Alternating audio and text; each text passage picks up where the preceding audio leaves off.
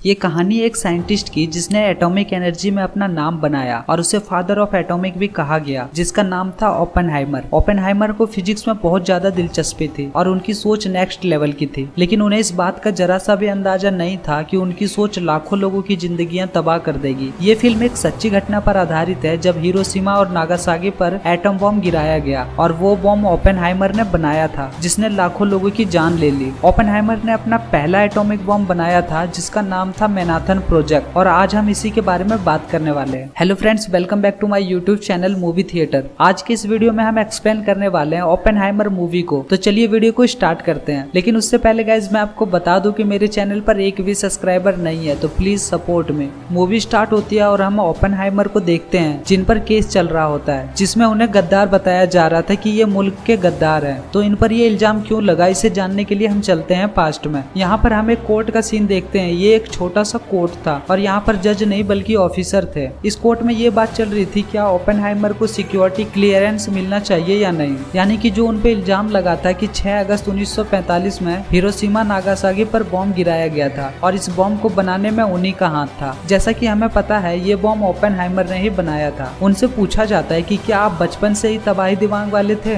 तभी उनकी कहानी जाती है यहाँ से पास्ट में, जब ओपेनहाइमर ने इसमें कदम रखा था। यहाँ पर हमें क्लासरूम का सीन दिखाया जाता है जहाँ पर केमिस्ट्री के टीचर पढ़ा रहे होते हैं, लेकिन उनके दिमाग में एटॉमिक एनर्जी घूम रही थी। तभी टीचर उनसे पूछते हैं तुम्हारा ध्यान कहाँ है। तो वो कहते हैं मुझे फिजिक्स की क्लास लेने जाना है, जो कि मेरे लिए बहुत जरूरी है। ओपेनहाइमर फिजिक्स में बहुत ज्यादा इंटरेस्टेड थे। तभी क्लास में काम के दौरान उनके हाथ से केमिकल की कुछ बोतल्स गिर जाती हैं। ओपेनहाइमर के टीचर उनसे कहते हैं कि अब यही तुम्हारी सजा है कि तुम यहीं पर रहकर सभी बोतल्स को एक साथ रखोगे, और बाकी के स्टूडेंट्स फिजिक्स का क्लास लेने चले जाते हैं। ओपेनहाइमर जिन्हें सबसे ज्यादा जल्दी थी उन्हें ही क्लास में रोक दिया गया, और जो फिजिक्स का क्लास ले रहे थे वो एक बेहतरीन टीचर थे। अब ओपेनहाइमर को गुस्सा आ जाता है और तभी उन्हें एक जहर की शीशी मिलती है। उस जहर को हाइमर इंजेक्शन की मदद से उस टीचर के सेब में इंजेक्ट कर देता है और अब वो बारिश में भीगते भीगते फिजिक्स का क्लास लेने पहुंच जाते हैं। लेकिन अब क्लास खत्म हो चुकी थी और टीचर सबसे पूछ रहे थे कि किसी का कोई सवाल है एटॉमिक एनर्जी के बारे में। तो ओपेनहाइमर उनसे सवाल पूछते हैं। अब ये ओपेनहाइमर की शायद किस्मत थी कि उन्हें अगले दिन क्लासरूम में अकेले बुलाया जाता है, जहाँ पर उनके टीचर के साथ फिजिक्स के टीचर भी खड़े थे, और जिस सेब में उन्होंने जहर मिलाया था अब वो सेब फिजिक्स के टीचर के हाथ में था। वो ओपेनहाइमर से कहते हैं कि मैं जानता हूँ कि तुम्हारा दिमाग फिजिक्स क्वांटम में बहुत चलता है, लेकिन तुम्हारी कुछ थ्योरीज कमजोर है। मैं चाहता हूँ कि तुम अपने थ्योरीज को अच्छा करो। वो समझ चुके थे कि हाइमर के अंदर कुछ बड़ा करने की चाह है, और वो ओपेनहाइमर को यहाँ से दूर एक कॉलेज और वहाँ के एक टीचर के बारे में बताते हैं जो कि उनकी थ्योरी को अच्छा कर सकते थे, और वहाँ से तुम आगे बढ़ सकते हो। क्योंकि उस समय फिजिक्स के बारे में कोई इतने अच्छे से नहीं जानता था, और ये बहुत बड़ी बात थी जो सिर्फ ओपेनहाइमर में थी। उस समय के लोग एनर्जी, एटम बॉम्ब, इन सब चीजों में बिल्कुल भी दिलचस्पी नहीं लेते थे। ओपेनहाइमर रशियन थे, फिर भी उनका फिजिक्स में बहुत इंटरेस्ट था, और वो इसीलिए अमेरिका शिफ्ट हो गए थे, क्योंकि वो जानते थे यहीं से उनकी मंजिल है। तो इस मूवी में हमें कभी पास्ट और कभी प्रेजेंट का सीन दिखाया जाता है, यानी कि कभी कोर्ट का और कभी ओपेनहाइमर की जिंदगी का, कि उन्होंने बॉम्ब को बनाने का सफर कैसे तय किया और उन पर जो इल्जाम लगा है वो उसे कैसे खत्म कर रहे हैं। क्योंकि उस समय अमेरिका और रसिया में बिल्कुल भी नहीं बनती थी। यहीं पर पार्टी में ओपेनहाइमर की मुलाकात एक लड़की से होती है। जिम एक कम्युनिस्ट थी और वो ओपेनहाइमर के फिजिक्स की दीवानी थी। वो जान चुकी थी अगर आगे कुछ बड़ा होगा तो वो ओपेनहाइमर ही करेगा। उसके बाद ओपेनहाइमर की मुलाकात एक साइंटिस्ट से होती है जो कि एटॉमिक बॉम्ब पर रिसर्च कर रहे होते हैं। यहाँ पर ओपेनहाइमर की कुछ थ्योरीज फेल हो जाती है, लेकिन फिजिक्स के तजुर्बे काम आ जाती है। उन्हें इस चीज पर रिसर्च करते हुए काफी साल गुजर जाते हैं। इसी दौरान उन्होंने एक कॉलेज में फिजिक्स क्वांटम में पढ़ाया। ओपेनहाइमर ने कई साल फिजिक्स के तजुर्बे में गुजार दिए थे। फिर आगे ओपेनहाइमर की मुलाकात किट्टी नाम के लड़की से होती है। उन दोनों की काफी अच्छी दोस्ती हो गई थी। फिर दोनों की शादी हो जाती है, लेकिन ओपेनहाइमर के दिल में अभी भी जिम के लिए जगह थी और वो उससे जाकर मिला भी करते थे। एक दिन जिम ओपेनहाइमर से कहती है कि तुम मेरे पास रुक जाओ, लेकिन ओपेनहाइमर उसे समझाते हैं और कहते हैं मेरी शादी हो गई है और अब मैं तुमसे नहीं मिल सकता। एक दिन उसके ऑफिस में अमेरिकन जनरल आते हैं और वो बताते हैं कि हमें पता चला है कि रसिया भी एटॉमिक बॉम्ब पर काम कर रहा है। अगर उन्होंने हमसे पहले एटॉमिक बॉम्ब बना लिया तो हमारा खात्मा जल्दी हो जाएगा। मैं समझता हूँ कि आपसे अच्छा एटॉमिक एनर्जी के बारे में कोई नहीं जानता, इसलिए मैं चाहता हूँ कि आप हमारे लिए एक बॉम्ब बनाएं। ओपेनहाइमर कहते हैं इस बॉम्ब को पूरा करने के लिए हमें बहुत सारे साइंटिस्ट, एक बड़ी जगह और बहुत सारे पैसों की जरूरत है। अब सभी चीजों का अरेंजमेंट कर दिया जाता है। इस काम के लिए एक बहुत बड़ी जगह ली जाती है और एक शहर बनाया जाता है। हाइमर ने सभी साइंटिस्ट को भी सिलेक्ट कर लिया था और उनकी फैमिलीज भी यहाँ शिफ्ट हो गई थी क्योंकि ये काम अब सालों तक चलना था। यहीं पर हाइमर के पास एक साइंटिस्ट आता है और वो बताता है कि ये काम बहुत खतरनाक है। अगर एटॉमिक एनर्जी का इस्तेमाल करते समय जरा सी भी गलती हुई तो ब्लैक होल बन सकता है और जो आसपास के एरिया है वो तबाह हो जाएंगे। इसी बात को कंफर्म करने के लिए हाइमर एल्बर्ट आइंस्टीन के पास जाते हैं। उनका भी यही कहना था कि अगर तबाही हुई तो बड़े पैमाने पर होगी। अब हमें कोर्ट का सीन दिखाया जाता है जहाँ पर ओपेनहाइमर से सवाल जवाब किए जा रहे थे कि तुमने इतनी बड़ी तबाही को अपने सर क्यों लिया। तो हाइमर बताते हैं कि इस बॉम्ब को बनाना हमारे लिए बहुत जरूरी था, नहीं तो दुश्मन मुल्क हमें तबाह कर देता। अब सीन पास्ट का दिखाया जाता है जहाँ पर इन्हें बॉम्ब बनाने में 4 साल लगे थे और बहुत सारी मेहनत और ढेर सारे पैसे। इसी बीच ओपेनहाइमर को पता चलता है कि जिम की डेथ हो गई है। ये सुनकर उन्हें बहुत दुख होता है। इधर एटम बम बनने वाला था लेकिन उन्हें जिम की मौत का सदमा उनके दिल में था, लेकिन उसके बावजूद भी इन्होंने हिम्मत से काम लिया और अपने काम को जारी रखा। तभी यहाँ पर वही साइंटिस्ट आता है जिसने ब्लैक होल के बारे में बताया था। वो इन्हें हाइड्रोजन के इस्तेमाल का आइडिया देते हैं जो कि एटॉमिक एनर्जी से 1000 गुना ताकतवर है। तो वो ओपेनहाइमर इस बात पर सोचते हैं और वो इसके लिए मना कर देते हैं क्योंकि अगर इन्होंने हाइड्रोजन का इस्तेमाल करके बम को बनाया तो बाकी के देश भी इस बम को बना सकते हैं और अगर कोई भी 2 देशों के बीच टकराव हो गया तो सब कुछ तबाह हो जाएगा, पूरी दुनिया बेवजह मारी जाएगी। इसीलिए वो हाइड्रोजन के यूज को मना कर देते हैं और उनसे वादा करते हैं कि नेक्स्ट टाइम आपसे जरूर कुछ आइडिया लेंगे। अब इनका बम तैयार हो चुका था और बस अब टेस्ट किया जाना था। पहले टेस्ट में ही बहुत बड़ा धमाका होता है जिसे देखकर सब हक्का बक्का रह जाते हैं। अब ये डिसाइड करना था कि इस बम को गिराना किस पर है, इसीलिए ये कानून इनको अपने प्रेसिडेंट से पास करवाना था।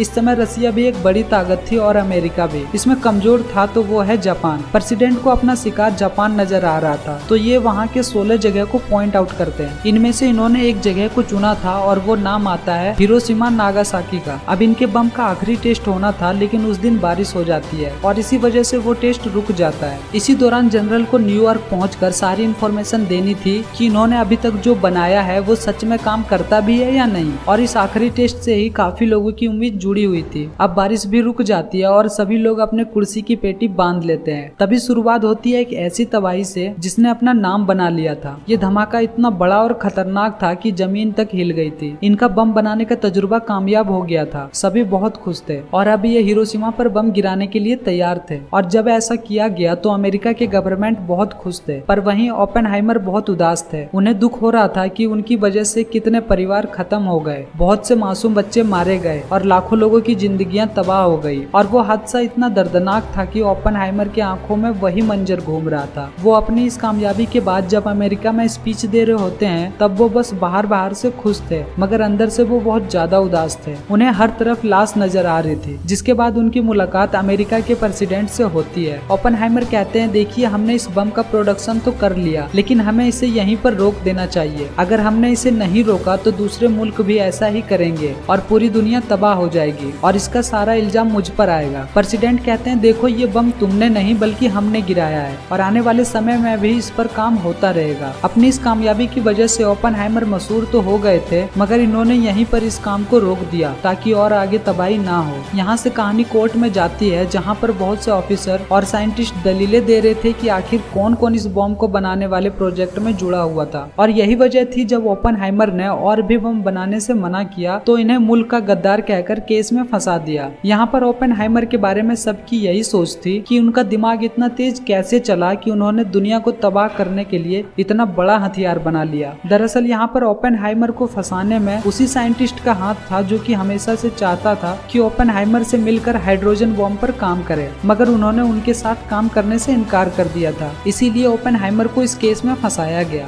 अब कोर्ट में ओपेनहाइमर की बीवी आती है। उनके पास उस साइंटिस्ट के खिलाफ प्रूफ होते हैं जिसके बिहाफ पर इन्हें रिहा कर दिया जाता है और अब उनके बनाए जाने वाले बॉम्ब्स पर भी काम किया जाने लगा। कहानी के अंत में हम ओपेनहाइमर को अल्बर्ट आइंस्टाइन के पास देखते हैं और वो उनसे हाइड्रोजन बम के बारे में पूछ रहे थे। इस पर अल्बर्ट आइंस्टाइन का कहना था कि जरा देख कर जरा संभल कर, क्योंकि हाइड्रोजन में बम का इस्तेमाल बहुत बड़ी तबाही ला सकता है। और इस तरह से ये कहानी यहीं पर समाप्त